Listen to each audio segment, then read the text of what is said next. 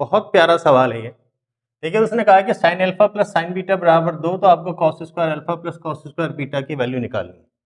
Option है आपके पास में, आप कॉस स्क्वायर अल्फा को 1 माइनस साइन स्क्वायर अल्फा लिख देना, कॉस स्क्वायर बीटा को 1 माइनस साइन स्क्वायर बीटा रख देना, फिर कोशिश करना इसका आंसर निकलता है या नहीं निकलता। लेकिन जो मैं समझाने जा रहा हूँ, अब बहुत ध्यान से देखना, अगर मैं साइन थीटा का ग्राफ बनाऊं आपके पास में, तो सिंपल सा एक ग्राफ बनेगा, ये एक्स वाई है, तो आपके पास जो ग्राफ बन के आता है वो कुछ इस तरह से बन करके आता है ना, जहाँ पे ये 0 है, ये पाई है, ये 2 पाई है, और ये जो हाईएस्ट पॉइंट आ रहा है ये आपके पास में पाई बाई 2 आता है, और ये जो वैल्यू है, ये हाईएस्ट वैल्यू जो है ये +1 है, और ये जो लोवेस्ट वैल्यू है -1 है।